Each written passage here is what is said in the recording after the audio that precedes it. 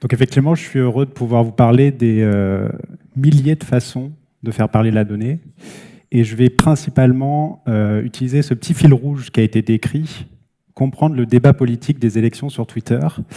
Donc déjà, je pense qu'on voit qu'on est à Octo, hein, parce que me faire confiance pour parler de débat politique 2 semaines avant les élections, je pense qu'il fallait du courage. Donc on me laisse le faire, donc je suis très content.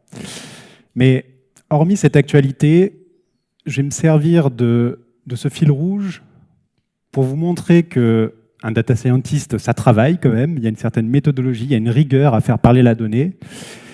Et je vais essayer de vous montrer ça en 30 minutes. Donc on va un peu moins parler d'architecture, donc il y aura un peu moins de IaaS, PaaS, CAS, etc. Mais il y aura peut-être un peu plus de stats. Mais vous verrez, c'est structuré. Et il y a une méthodologie aussi pour tout ça. Alors, tout d'abord, de façon assez égocentrique, je vais parler de moi et de ce projet, La Voie des élections.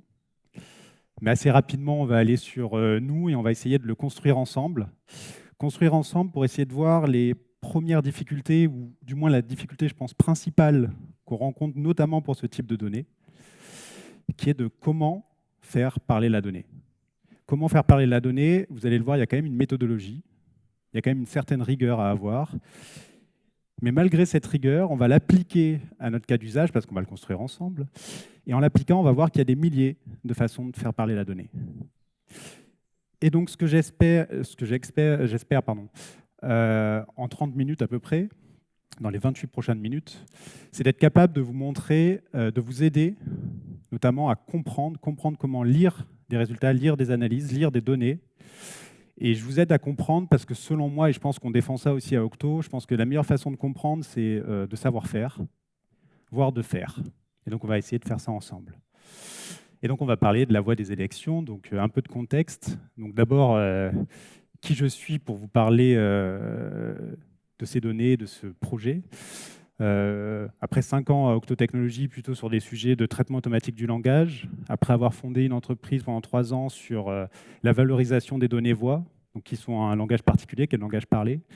Je pense que ce qui m'amène là, c'est plutôt mon expérience. J'ai passé 4 ans en tant que statisticien INSEE. Et l'INSEE, je pense que c'est un endroit où on a une certaine rigueur pour essayer de faire parler la donnée de façon assez expliquée. On va le voir, mais en tout cas, j'espère que je vais pouvoir vous diffuser cette rigueur, un peu de cette rigueur lorsqu'on essaie de faire parler des données, surtout dans ce contexte des réseaux sociaux, des données politiques. Et donc un peu de contexte, je pense que vous avez tous un petit peu entendu ces petits messages comme quoi les réseaux sociaux font les élections. Premier constat, je pense que vous le savez un peu tous, plus de la moitié de la population mondiale aujourd'hui utilise au moins un réseau social. Et ce poids très important amène de plus en plus de polémiques. Donc, des polémiques qui sont notamment dues à ce poids des réseaux sociaux et notamment dans la décision de vote. Je pense que vous avez tous peut-être entendu parler de Cambridge Analytica. Il y en a sans doute plein d'autres. Mais en tout cas, il se passe quelque chose, il s'est passé quelque chose, il continue à se passer des choses sur les réseaux sociaux et notamment sur la thématique politique. Et donc, je me suis dit, Nicolas, vas-y, essaie de construire un outil pour comprendre ce qu'il se dit. Pour comprendre ce qui se dit sur Twitter, parce que c'est encore aujourd'hui principalement le réseau social principalement utilisé en politique. Et je me suis aussi dit en temps réel. Alors en temps réel, on sait très bien que ça veut tout et rien dire, ça peut être à la seconde, de la journée, mais globalement, j'ai envie de comprendre ce qui s'est passé, comment l'information s'est propagée, au moins dans la journée, ou pire dans la semaine, mais en tout cas, pas me dire 1 an ou 2 ans après, tiens, c'est comme ça que l'information s'est diffusée. Donc ça, c'est l'objectif. Donc ça, c'est ce qui a amené la création de ce projet La Voie des élections.fr. Il y en a qui connaissent peut-être.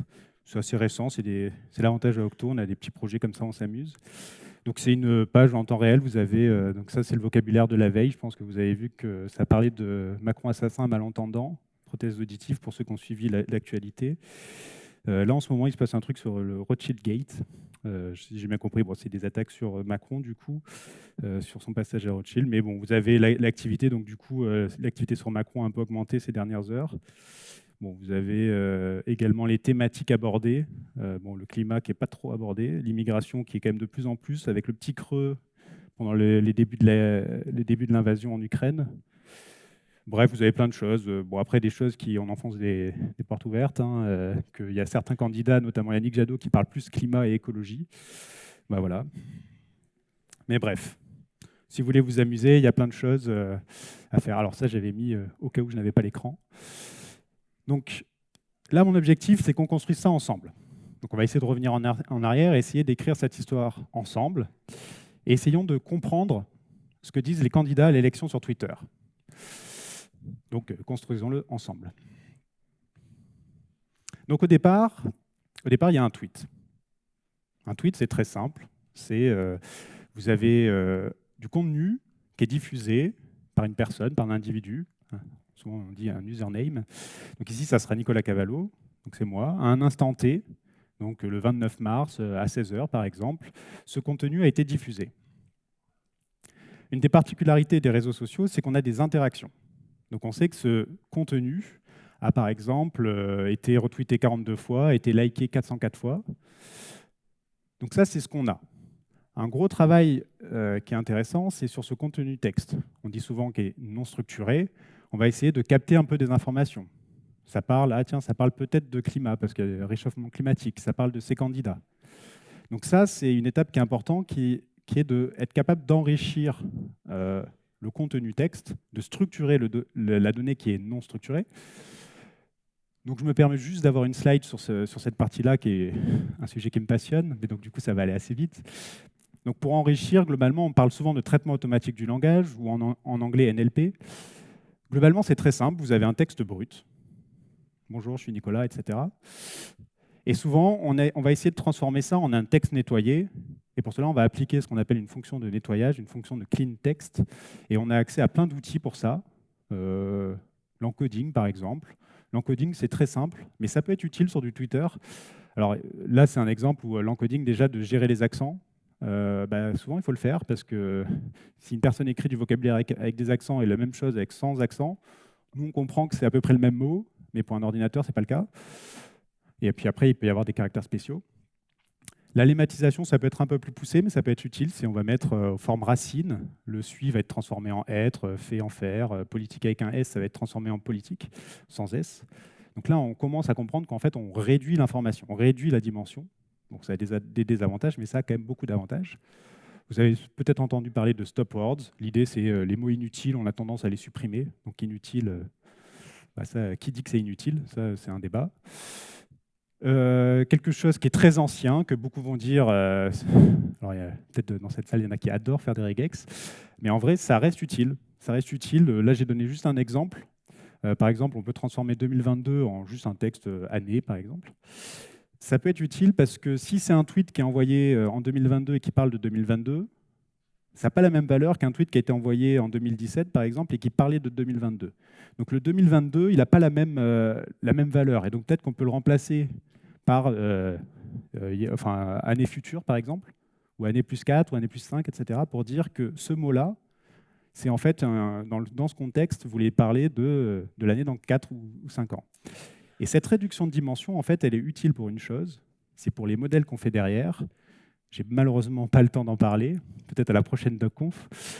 Mais il y a plein de modèles, donc c'est un peu plus simple, on parle de bag of words, où en fait on va travailler sur les mots. Il y a des modèles un peu plus compliqués, vous savez, c'est la mode du deep learning depuis 5-7 ans. Donc on utilise des modèles d'attention, vous entendez parler de transformers, on a des bons français, des Hugging Face qui sont très bons. Mais globalement, il faut juste retenir qu'on applique des modèles qui vont se servir du nettoyage qu'on a pu faire, qui peut être différent selon les modèles qu'on fait derrière, avec un objectif qui est d'enrichir, de structurer le contenu. Donc, par exemple, là, je vous donne juste un exemple, c'est je me dis, ce texte-là, il parle de climat. Il ne parle pas d'éducation, il ne parle pas d'immigration, il ne parle pas de ce candidat, etc. J'essaie de structurer l'information. Donc ça, on aura souvent à le faire, surtout quand on travaille sur du texte. Donc ensuite, avec cette donnée, il va falloir la collecter. Donc globalement, ce qu'on va utiliser, c'est on va utiliser l'API Twitter et on va collecter en utilisant la fonctionnalité en streaming, qui est, vous me dites un périmètre. Le périmètre, ça va être très simple, je vais dire un ensemble de mots, de hashtags. Tous ces hashtags vont être écoutés. Et ensuite, vous avez des comptes, donc ça va être tous les comptes des candidats, des partis. Et donc tout ce qui va être diffusé par ces comptes ou qui contiennent ce vocabulaire et tous les retweets qui suivent, on va les collecter. Et donc après, ce qui se passe, c'est qu'on n'a plus qu'à attendre. Donc chaque seconde, vous avez des quinzaines, des trentaines, centaines de tweets qui arrivent, donc que vous processez à votre envie, mais vous collectez ça en streaming, donc toutes les secondes. C'est pas même plus petit, mais la seconde, c'est suffisant. Et puis à la fin, vous retrouvez un nombre de tweets chaque jour. Donc là, moi, sur le périmètre que je viens de présenter tout à l'heure, alors je sais bien que les usernames avec des numéros, vous ne les connaissez pas, mais faites-moi confiance. Donc globalement, ça représente à peu près 200 à 300 000 tweets par jour. Il y a des pics, il y a une tendance haussière quand même. À Noël, les candidats ont tendance à prendre des vacances. Mais voilà. Donc globalement, on est à peu près en un an à un peu moins de 30 millions de tweets. Mais ça, ce n'est pas très important. Globalement, juste pour résumer, donc on a de la donnée, on a vu en une slide très rapide comment la structurer, du moins comment on ajoute de l'information qui peut être intéressante. Maintenant, il faut faire parler cette donnée. Et comme on va parler des élections, ce que je vous propose, c'est de nous concentrer sur quelques candidats, donc les 8 principaux candidats en termes d'intention de vote à la date de fin février. Je ne veux pas de débat là-dessus. Alors l'ordre, il est aléatoire. Hein. Comme ça, je ne veux aussi pas de débat là-dessus. Donc voilà, donc on va prendre ces 8 candidats, Roussel, Jadot, Hidalgo, Pécresse, Macron, Mélenchon, Le Pen et Zemmour. Et regardons par exemple comment ils parlent de climat. Donc, quel est le poids de la thématique climat dans le débat politique? Donc, depuis 3 mois, donc depuis le 1er janvier, j'ai dû mettre. Donc voilà, on voit qu'en moyenne, on est plutôt sur du 5%. Il y a des candidats qui en parlent un peu moins, Valérie Pécresse, Marine Le Pen, Éric Zemmour. D'autres qui en parlent un petit peu plus, mais par période, Emmanuel Macron, Anne Hidalgo et Jean-Luc Mélenchon. Et puis d'autres qui en parlent un peu plus encore, Fabien Roussel et Yannick Jadot qui en parlent beaucoup plus. Et donc je vous dis, le climat ne concerne que 5% du débat politique.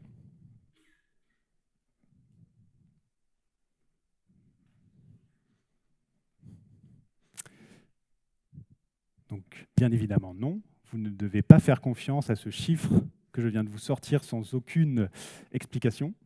Vous ne comprenez pas comment il a été sorti, même si je vous ai parlé un peu de périmètre.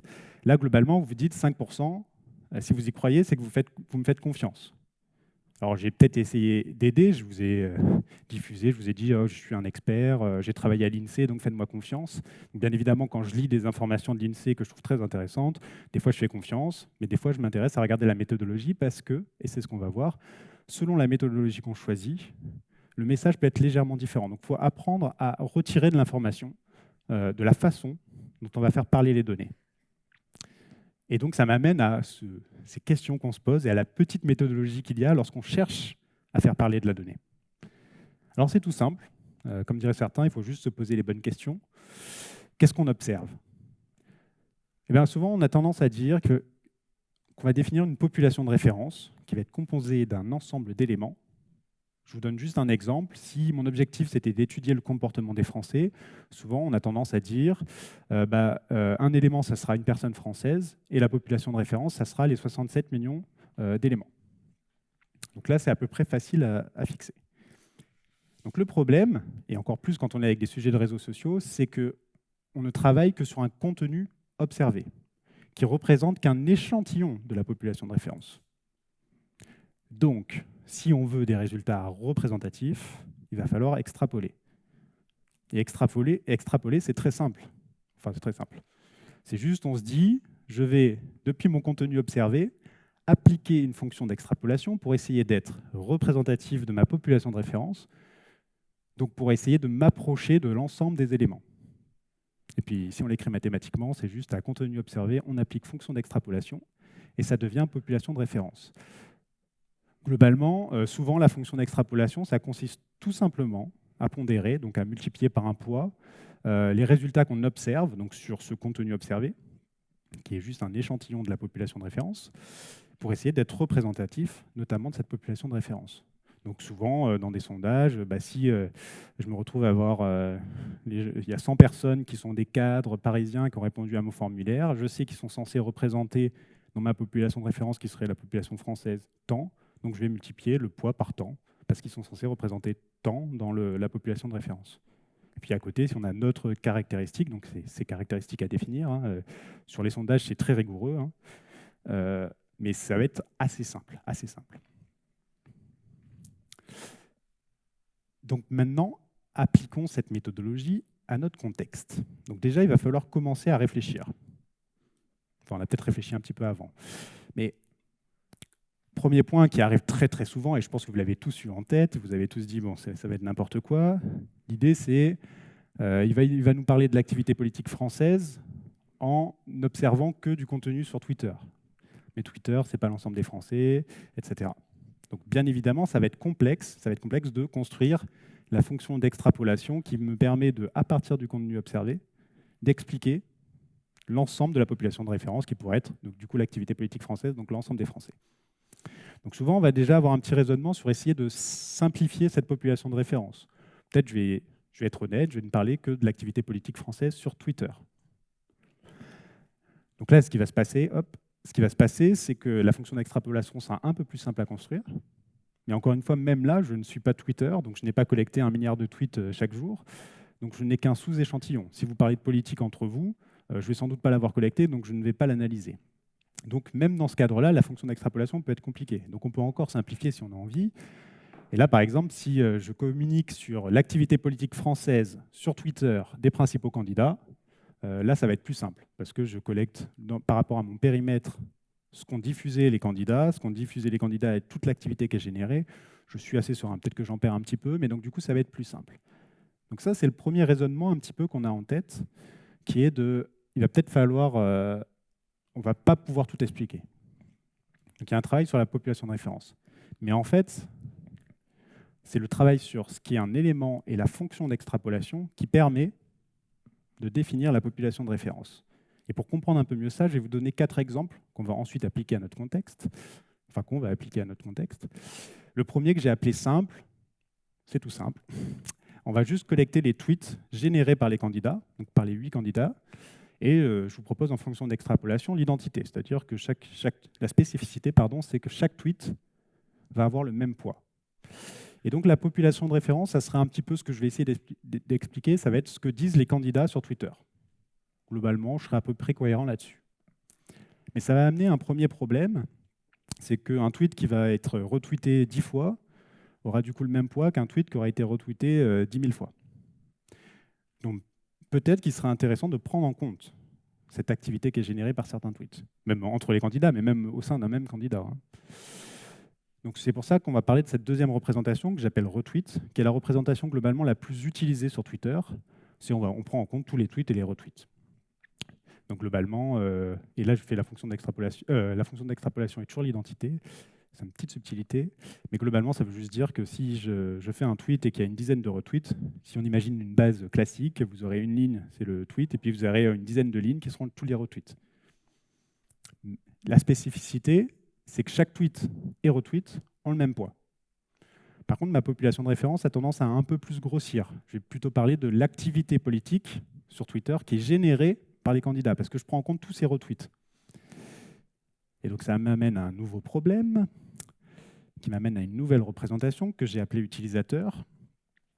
Un des problèmes qui est souvent cité, c'est que certains candidats, ou même s'ils l'ont peut-être pas voulu, auraient des utilisateurs qui auraient tendance à retweeter énormément de fois, chaque jour. Vous avez 200 retweets chaque jour par un même candidat, par un même utilisateur. Et là, le problème, ça voudrait dire que cet utilisateur a un poids très important dans l'analyse par rapport à un utilisateur qui retweet une fois par semaine, par exemple. Donc là, ce qu'on va faire, c'est qu'on va diviser, on va prendre la représentation précédente, sauf qu'on va diviser par le nombre de tweets envoyés par l'auteur. Alors après, on peut mettre sur une semaine, on peut faire une petite variante, mais on va diviser par le nombre de tweets de l'auteur.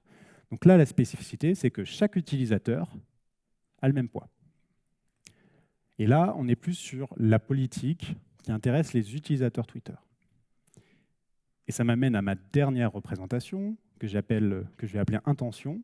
Donc on repart, on prend tous les tweets, les retweets, sauf que cette fois, on va essayer de coller aux intentions de vote des candidats concernés.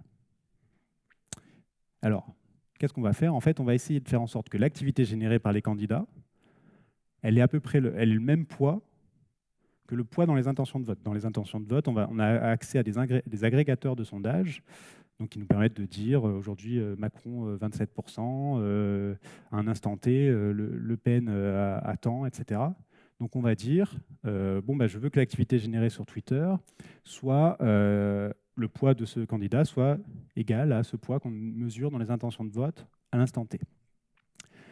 Donc là, on voit apparaître le premier problème que j'ai évoqué juste dans la slide d'avant, c'est que plus on veut avoir une population de référence grande, intéressante, parce que là, on s'approche un peu plus de la politique qui concerne les électeurs, du moins ceux qui votent. Le problème, c'est qu'on a une fonction d'extrapolation qui devient de plus en plus instable. Parce que là, maintenant, on a une fonction d'extrapolation qui dépend des résultats d'ensemble d'enquêtes de sondage, qui sont aussi des enquêtes, avec des fonctions d'extrapolation. Donc on a quelque chose d'un peu plus instable. Et c'est ce qui amène à... Ça devient de plus en plus difficile d'avoir une population de référence très grosse. Mais ces 4 représentations ont des avantages et des inconvénients.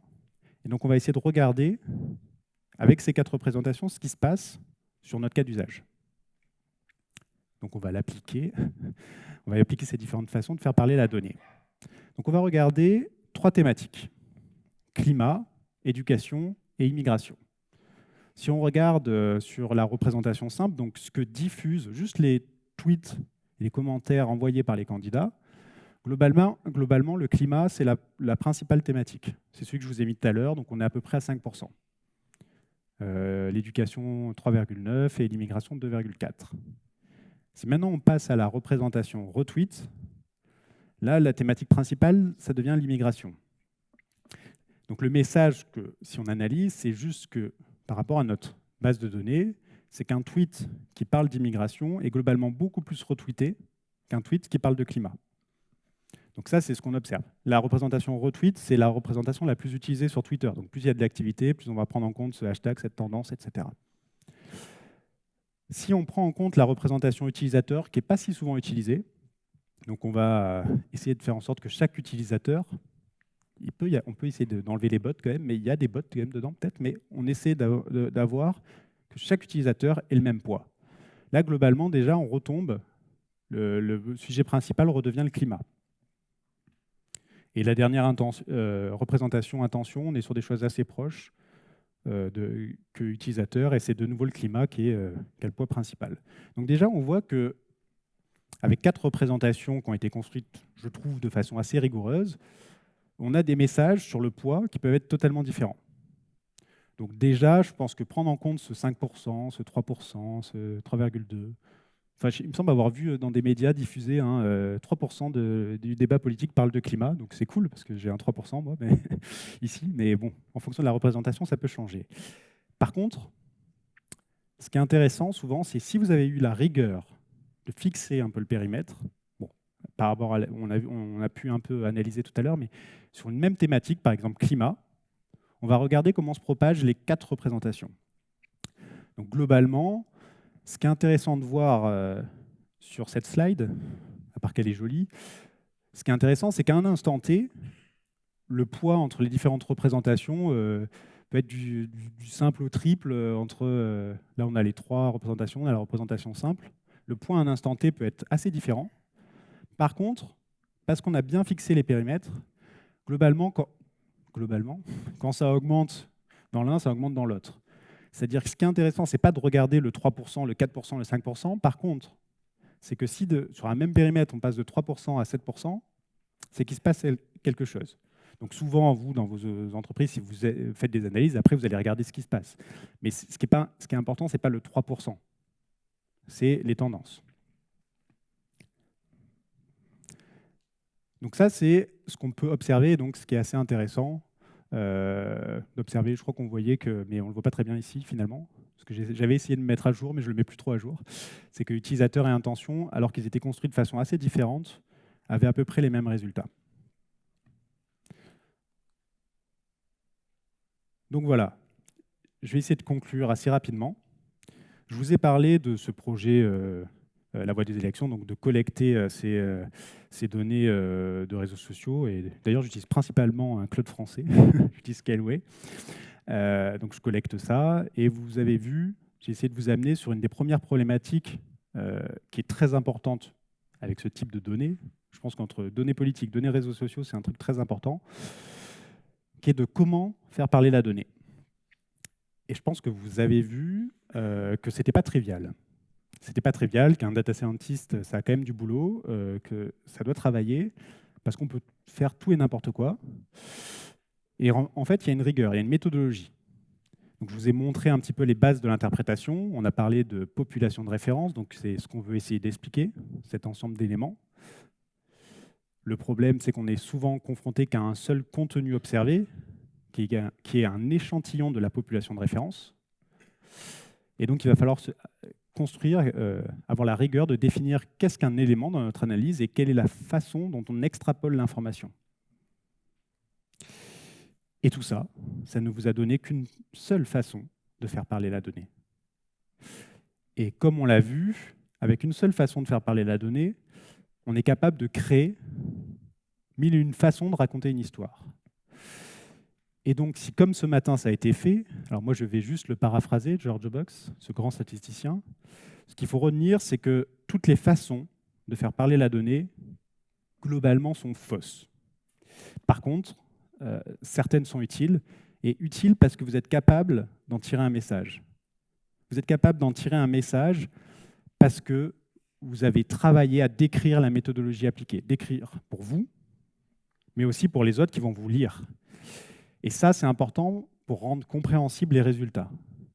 C'est important et ça m'amène à ma dernière slide, qui était là où je voulais vous amener, c'est que je pense, comme je vous l'ai dit, je pense qu'on défend ça à Octo, c'est que pour comprendre, pour lire des résultats, la meilleure des façons, c'est de savoir faire, de faire, ou du moins d'être capable de refaire.